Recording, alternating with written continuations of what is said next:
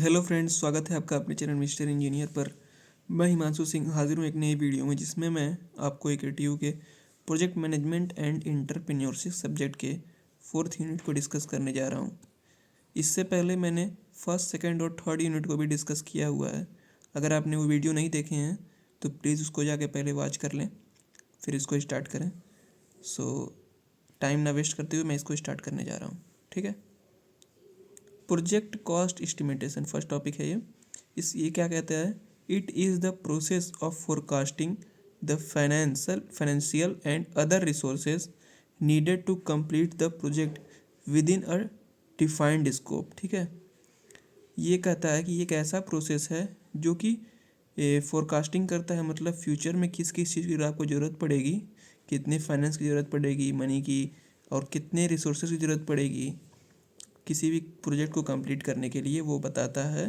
Project cost instrumentation इसकी सहायता से हम बता सकते हैं। Cost instrumentation is the process that takes various factors into accounts and calculate the budget that meets the financial commitment necessary for the successful project, ठीक है। ये एक ऐसा प्रोसेस है जो कि कई सारे इसके फैक्टर्स होते हैं, उसको ध्यान में रखते हुए और कैलकुलेट करता है कि क्या क्या कितने बजट की ज़रूरत पड़ेगी किसी भी प्रोजेक्ट को कंप्लीट करने के लिए, ठीक है।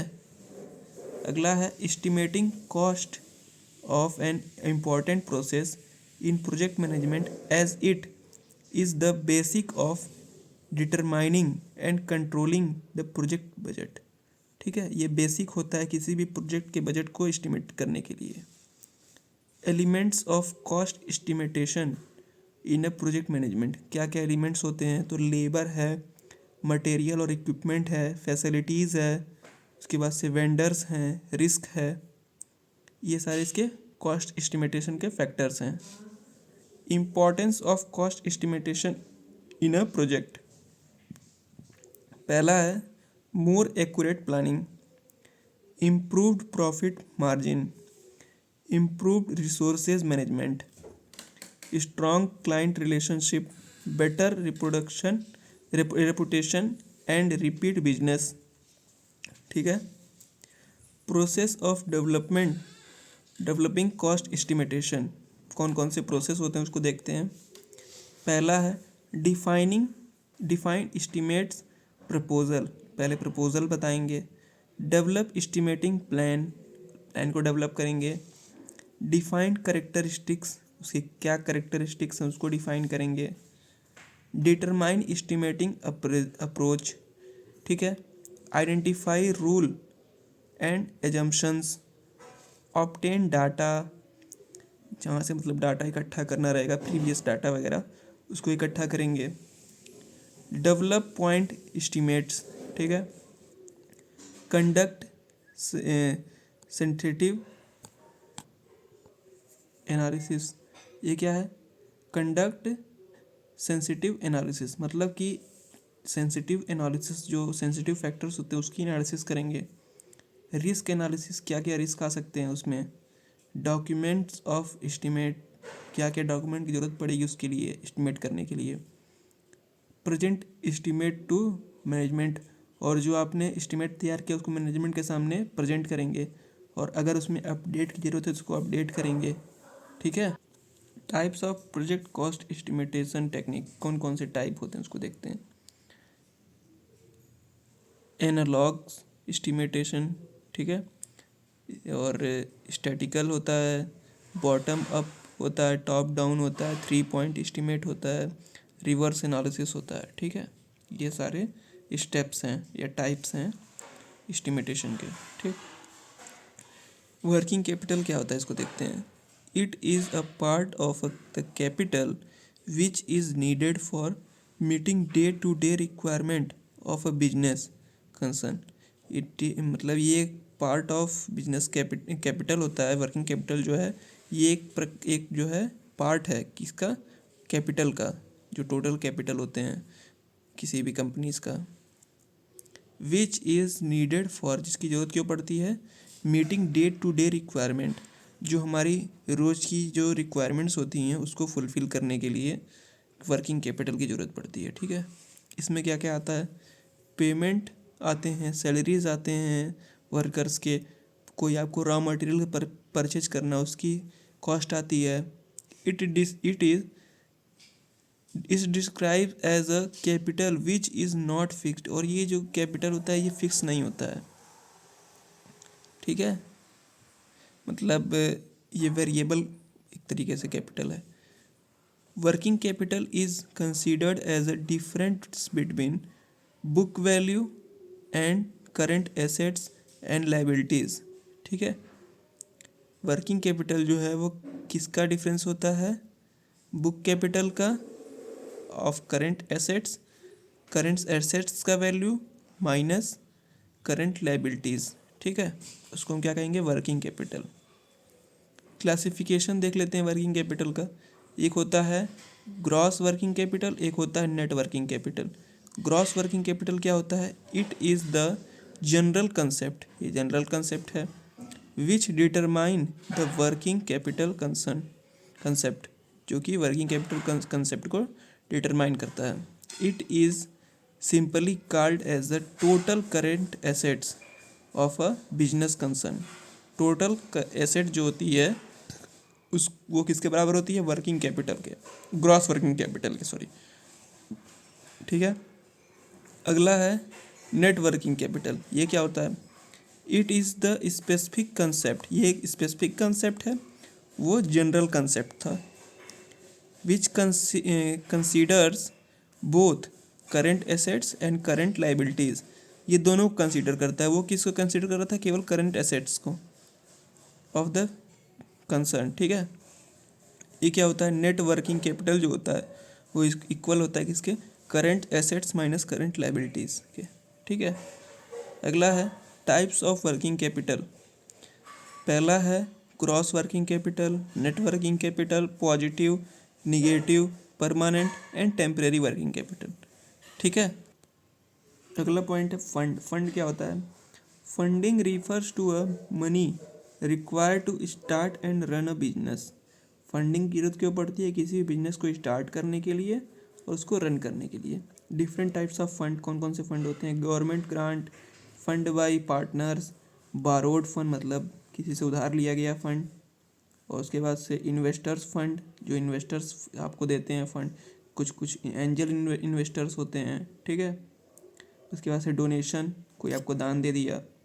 उसके बाद से क्राउड फंडिंग, ठीक। उसके बाद से रेवेन्यू फंड, रेवेन्यू से जो आपको फंड इकट्ठा हो। उसके बाद से सेलिंग, अब किसी चीज़ को सेल करके, मतलब अपना जैसे एसेट्स वगैरह सेल करके, ठीक है, उससे जो फंड इकट्ठा हो, शेयर वगैरह सेल करके, उसको सेलिंग फंड कहेंगे।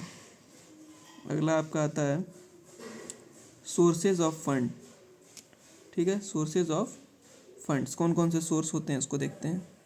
इसको कहते हैं SOF, सोर्स ऑफ फंड क्या है, on the basis of period, period के बेसिस पे कौन कौन से, लॉन्ग टर्म, मीडियम टर्म और short term. On the basis of ownership, owner's fund हो सकता है, बारोड फंड मतलब उधार लिया गया fund. On the basis of source of generation, internal source से आप कोई फंड इकट्ठा कर रहे हैं, जनरेट कर रहे हैं, या एक्सटर्नल सोर्स से।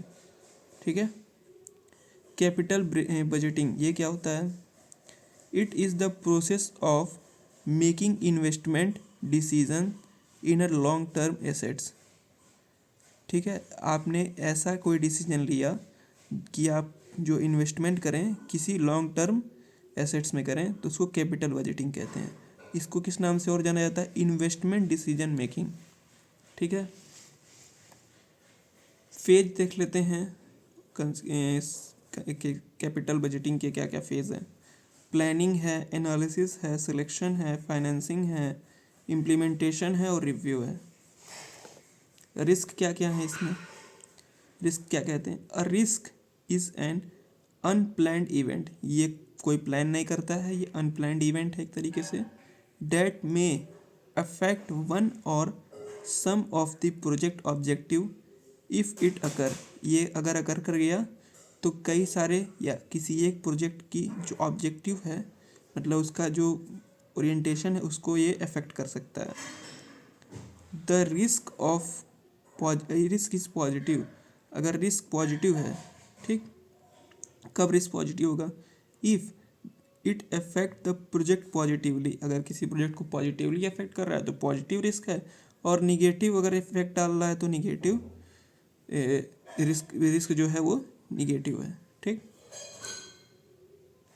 सर अनसर्टेनिटी क्या होता है? It is the lack complete certainty, it is a lack complete certainty. ये क्या कहता है? The outcome of any event is entirely known unknown. इसका जो मतलब किसी चीज़ का अगर आउटकम, जो आउटपुट है या फिर जो घटना होने वाली है वो अगर अननोन है सबको, तो उसको क्या कहेंगे? अनसर्टेनिटी कहेंगे। इट कांट बी मेजर्ड और गेस्ड, इसको ना मेज़र किया जा सकता है और ना ही पूर्वानुमान लगाया जा सकता है कि हाँ ये हो सकता है।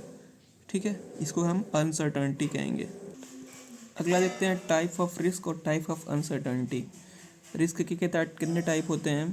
तो ऑपरेशनल होता है रिस्क, सिक्योरिटी रिस्क होता है, लीगल रिस्क है, स्ट्रेटेजिकल रिस्क है, परफॉर्मेंस रिस्क है, मार्केट रिस्क है। और अनसर्टेनिटी क्या है? वेरिएशन है, फॉरसीन अनसर्टेनिटी है, फॉरसीन अनसर्टेनिटी, अनफॉरसीन अनसर्टेनिटी और चेजोस है। अगला देखते हैं रिस्क मैनेजमेंट का एक तरीके से ग्राफ दिखाया गया कैसे है। तो इसके क्या क्या होने चाहिए? सबसे पहले रिस्क मैनेजमेंट प्रोसेस में आइडेंटिफाई द रिस्क, ठीक है, उसके बाद से एनालिसिस करना रिस्क को, उसके बाद से इवेलुएट करना रिस्क को, ठीक है, उसके बाद से ट्रीट करना, उसको कैसे ट्रीट करते हैं, रिस्क को कैसे मैनेज करते हैं, उसके बाद से monitor and review the risk, और उसको फिर रिस्क को मॉनिटर करना और उसको रेटिंग देना कि हाँ कैसा मतलब रिस्क था ये। ठीक है। अगला है डिटेल प्रोजेक्ट रिपोर्ट, इसको कहते हैं डीपीआर। ये क्या होता है? It is the primary report for and formulation of a investment proposal. ठीक है, ये एक प्राइमरी रिपोर्ट है। ठीक है, किसी भी इन्वेस्टमेंट का फार्मूलेशन करता है ये रिपोर्ट। हाँ, अब प्रपोजल है। ठीक है। After the planning and the design, sorry for the interruption, after the designing and planning and designing part of the project are completed, a detailed project report is prepared। जब हमारा planning और designing part जो है वो complete हो जाता है project का, तो फिर हम इसको डिटेल प्रोजेक्ट रिपोर्ट को हम बनाते हैं। ठीक है। इम्पॉर्टेंस क्या है डिटेल प्रोजेक्ट रिपोर्ट का? तो पहला है मैनेजिंग द बजट, बजट को मैनेज करना, minimise risk, sorry for the interruption, project progress follow up, ठीक है, होल्ड ओवर द प्रोजेक्ट। ठीक है। Thank you so much for watching this video. अगर आपको वीडियो पसंद आया हो तो प्लीज़ वीडियो को लाइक करें और अपने फ्रेंड के साथ इसको शेयर करें। और अगर आप पहली बार वीडियो पर चैनल पर आए हैं तो चैनल को सब्सक्राइब करें। और अगर कोई भी डाउट हो तो प्लीज़ कमेंट बॉक्स में आप कमेंट करें, उसको मैं सॉल्व करने का ज़रूर प्रयास किया जाएगा। ठीक है। Thank you so much.